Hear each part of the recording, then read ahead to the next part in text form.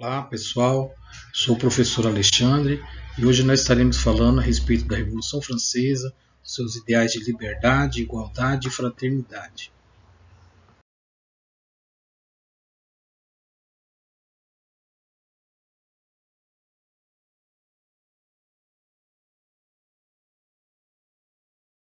De início, vale a pena destacar qual era o contexto histórico da França pré-revolucionária. E era uma França que vivia num sistema feudal. Era final do século XVIII, a França vivia um regime monárquico absolutista. O rei da época era Luís XVI, que ficou bastante famoso pela sua frase, né? O Estado sou eu. Temos que entender também como estavam divididos os grupos sociais da época. A composição social era a seguinte: primeiro estado, que era o clero, o segundo estado era composto pela nobreza e havia também o terceiro estado, que era composto pelos burgueses, camponeses, artesãos e escravos. Esse contexto pré-revolucionário abriu espaço para o surgimento e fortalecimento dentro da França do Iluminismo. O Iluminismo nada mais era que uma ideologia que não compactuava com o misticismo criado no período do Renascimento e defendia claramente, acima de tudo, a autoridade da razão. Era vista como a maior forma de obtenção de conhecimento, pois era baseado no método científico. Exaltava-se a liberdade a todo custo, o constitucionalismo, que eram princípios baseados em leis, a separação do Estado e da Igreja e havia a proibição dos assuntos do credo em esfera pública. Agora vamos entender quais são as causas da Revolução Francesa. Entre elas estavam a desigualdade social, a crise econômica e a Revolução Americana, que servia de inspiração para os revolucionários franceses. Nesse primeiro ponto, a desigualdade social trouxe muita desigualdade por conta do modo como o rei conduzia as coisas, pois ele dava privilégio para o primeiro e segundo estado, em detrimento da desvalorização ao terceiro. Ou seja, o primeiro e segundo estado eram isentos de pagar impostos e eram praticamente sustentados pelo terceiro estado.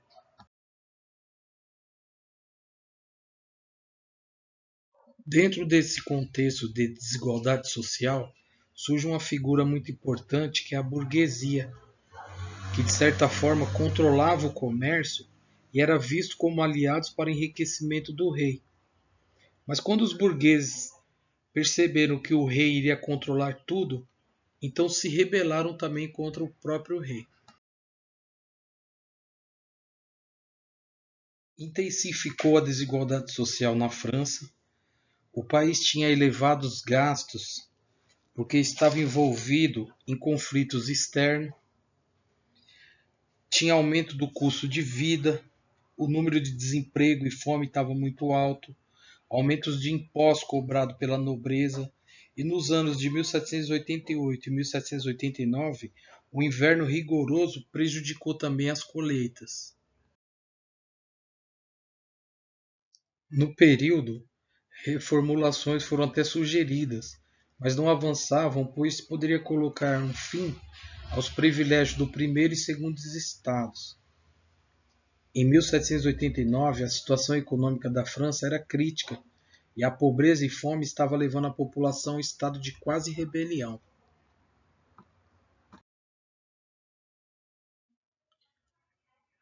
Em 1776, havia acontecido a primeira grande revolução política na Idade Moderna, a Revolução Americana, também conhecida como Declaração da Independência dos Estados Unidos. A antiga colônia inglesa rompe com o antigo regime e acaba adotando os valores burgueses inspirados nos valores iluministas, A república ganha destaque, se tornando um ideal de perfeição para muitas nações, devido aos seus ideais iluministas.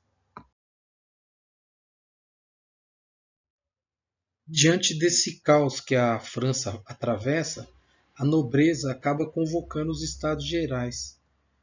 Na verdade, era uma reunião criada na época do feudalismo para resolver situações de emergência, onde o primeiro, segundo e terceiro estados discutiam os problemas a fim de achar uma solução. Mas na verdade era uma estratégia da aristocracia para manter seus privilégios e resolver a crise, pois se uniam primeiro e segundo estado e tinham mais força no voto. E foi aí que o terceiro estado resolve mudar o funcionamento dos estados gerais, na qual ele pedia que o voto não fosse mais por estados, e sim individual, e todos teriam direitos ao voto, o que automaticamente se tornaria uma vitória da burguesia. Na verdade, o rei não aceitou. Diante da recusa do rei, o terceiro estado rompeu com os estados gerais e fundou a Assembleia Nacional Constituinte, que tinha por objetivo elaborar uma nova Constituição, o que tornaria a França uma monarquia constitucional. Luís XVI tentou fechar a Constituinte à força, mas a população de Paris se rebelou. Os burgueses, na época, já tinham mais força econômica do que o próprio Estado, e havia convencido a população contra aquele que havia desvalorizado o terceiro Estado.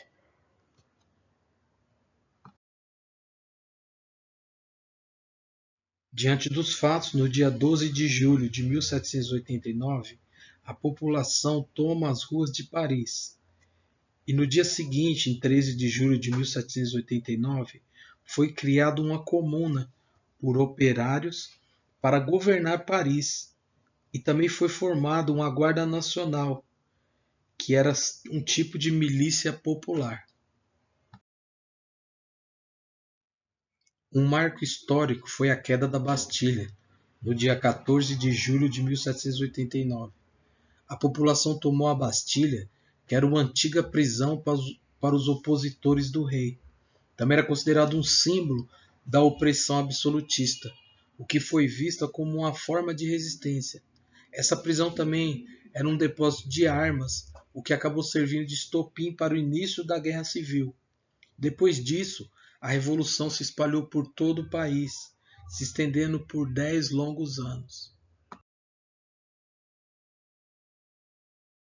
Vejamos então uma divisão da Revolução em períodos. O primeiro, a monarquia constitucional. O segundo, a Convenção Nacional. E o terceiro, o Diretório. A respeito da monarquia constitucional, no dia 26 de agosto de 1789, foi aprovada a Declaração dos Direitos do Homem e do Cidadão, que assegurava os princípios de liberdade, igualdade e fraternidade. O rei Luís XVI se recusava a aprovar a declaração e continuou as manifestações populares. Dentro desses artigos da Constituição, o governo havia se tornado uma monarquia constitucional. O poder do rei seria limitado pelo legislativo, o voto seria censitário, e existiria uma abolição da servidão na França e acabou se mantendo a escravidão nas colônias.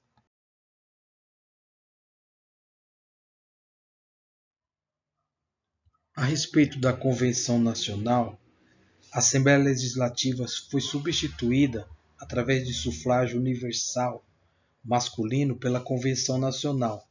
O rei Luís XVI foi julgado e sentenciado, culpado por traição, sendo condenado à morte de guilhotina em janeiro de 1793. Meses depois, a rainha Maria Antonieta teve o mesmo destino.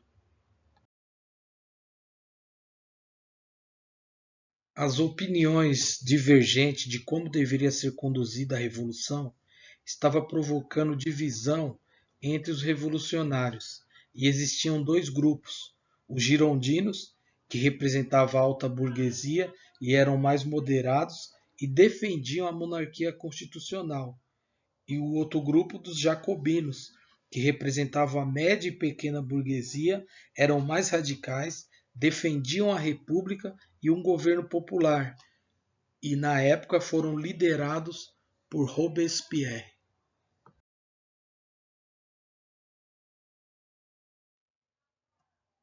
Dentro da Convenção Nacional, teve um período triste para a história francesa, que foi o período do terror, entre os anos de 1793 e 1794.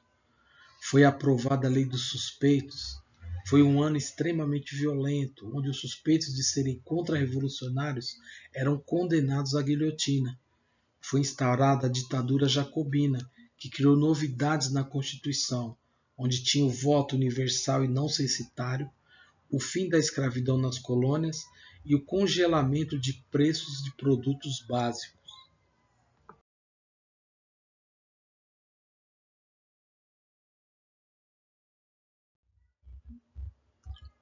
A população acaba se revoltando contra Robespierre, que foi acusado de tirania e, após ser detido, foi executado no que ficou conhecido como golpe do Nono Termidor.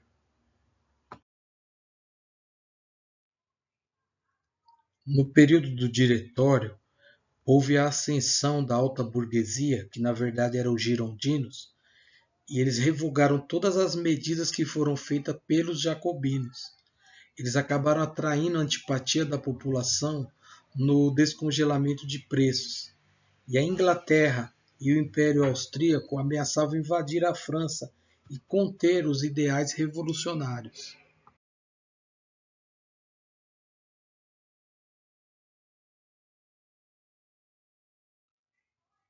Diante do descontentamento da população, os girondinos acabam recorrendo ao exército. Na figura importante de Napoleão Bonaparte, eles acabam contendo o ânimo dos inimigos. E Napoleão dá um golpe que ficou conhecido como 18º Brumário. Acaba instalando um consulado num governo centralizado. Ele traz a paz ao país por alguns anos. Espero que vocês tenham gostado. E a história de Napoleão é um caso à parte que merece um novo capítulo. Até a próxima.